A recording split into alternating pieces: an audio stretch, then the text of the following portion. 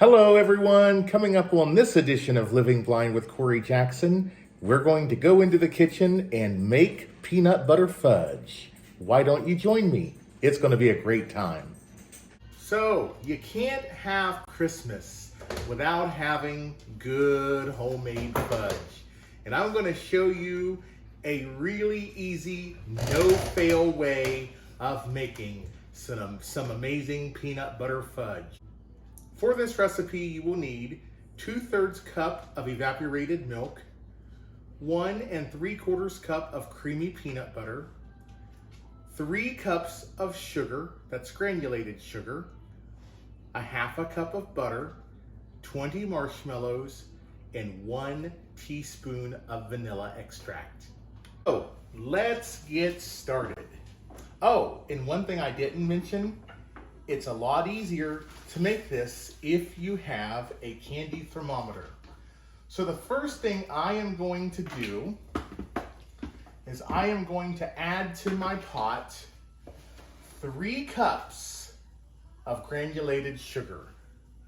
That's 3 cups of granulated sugar that's going into my pot right now.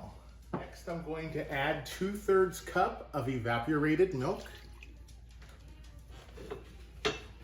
To that, we're going to add 1 stick of butter. And now we're going to turn on the heat to a medium. This has to cook until it reaches 234 degrees Fahrenheit. And you're going to want to stir it pretty frequently. You don't have to stir it constantly right away. But you're going to want to, if you need to walk away for say 20 seconds, you can. And I actually am going to walk away long enough to wet my pastry brush and just brush the sides of the pot so the sugar doesn't stick. I wetted my pastry brush and I'm just going to go around the inside of the pot, and doing this is going to prevent the mixture from the sugar from sticking real bad to the side of the pot. So that's why we do that. It's going to take a little while to bring this up to temperature.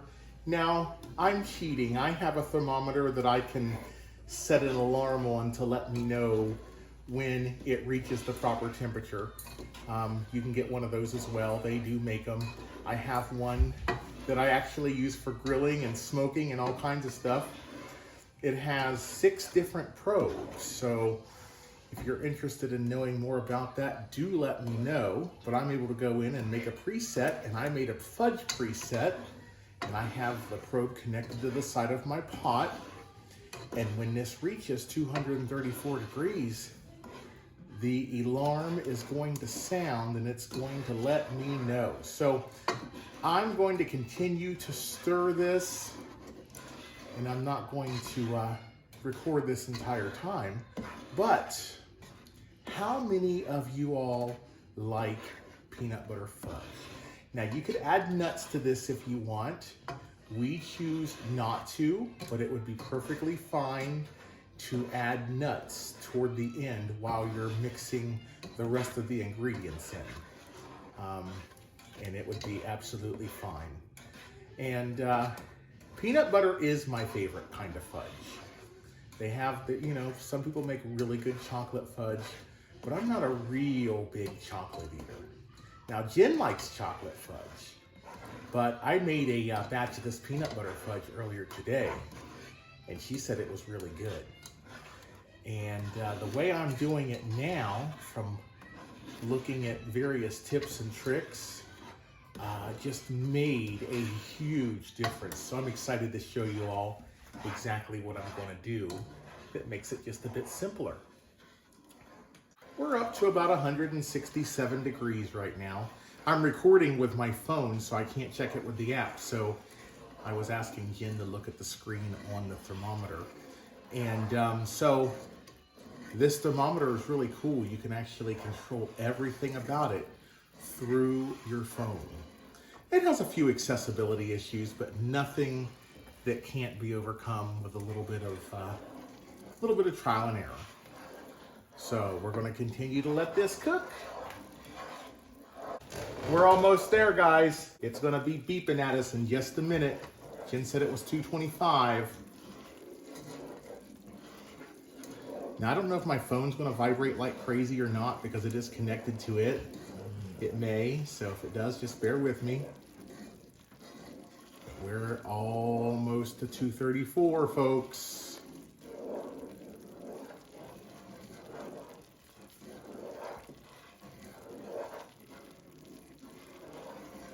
We're just stir, stir, stir. It's really bubbling. Nice bubble we have going on. Where are we at, Jen? 230. 230. Four more. 234. We're beeping. So we're going to turn off our heat. And I'm going to lay this spoon aside. We have all kinds of projects going on today. We're going to lay this spoon aside. And the first thing I'm going to do, I have 20 marshmallows here. I'm going to dump those in.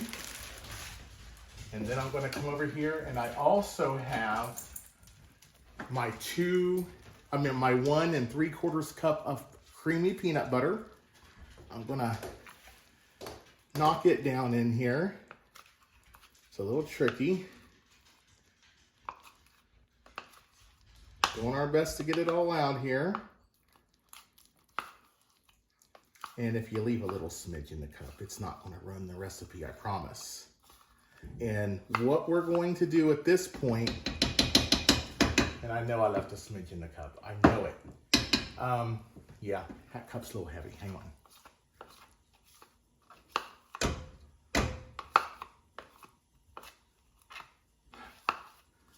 How about flung peanut butter at Jen? Okay, so what we're going to do at this point is throw the lid on this, and we'll leave that lid on. Let me pull my thermometer out.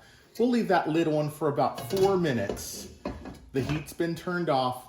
And that's going to allow those marshmallows, the big deal, it's going to allow those marshmallows to melt down and that peanut butter to soften down a little bit. And I'll come back.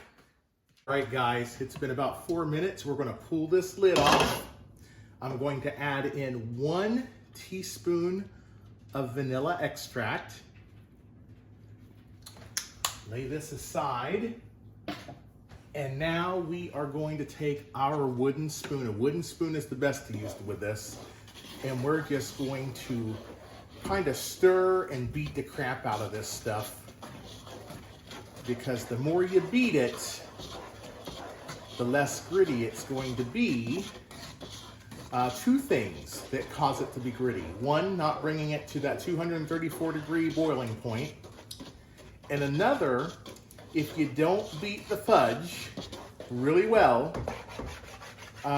it allows the little granules of sugar to stick together. So now I guess you could use a mixer and do it, but a good sturdy wooden spoon is the thing to do. I know when I got done making a batch earlier, Jen mentioned that there was a marshmallow or 2 that wasn't completely dissolved. So when it's all said and done, Jen's my inspector. Jen's a big help to me in the kitchen doing stuff like this. She's my right-hand gal. So for one, she's great at helping me get this poured into the pan because that's a little tricky.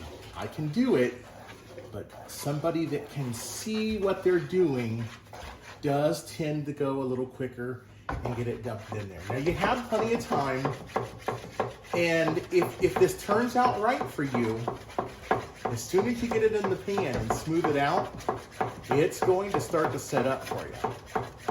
So as you can see here, I'm just rapidly mixing it around with my spoon, and my hand's getting tired. That's why I keep switching back and forth.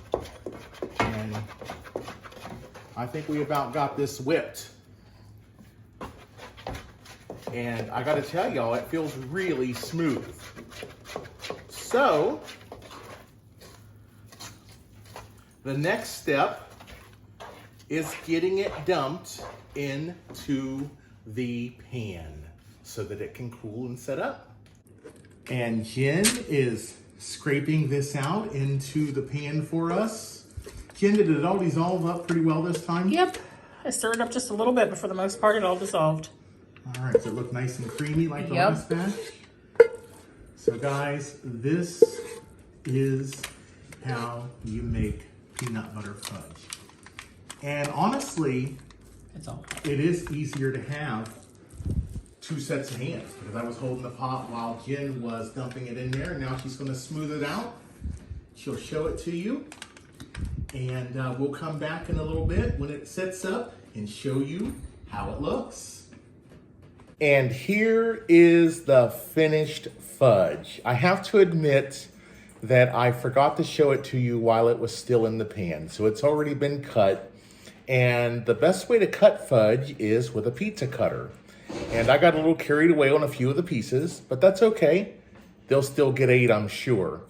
I hope you liked this video, and I hope that you give making peanut butter fudge a try. I'm sure you can do it without a problem. If you did like this video, please don't forget to share it with your friends. Click that like button and click on that notification bell so that you can be notified when new content has been uploaded. Merry Christmas, everyone, and Happy New Year.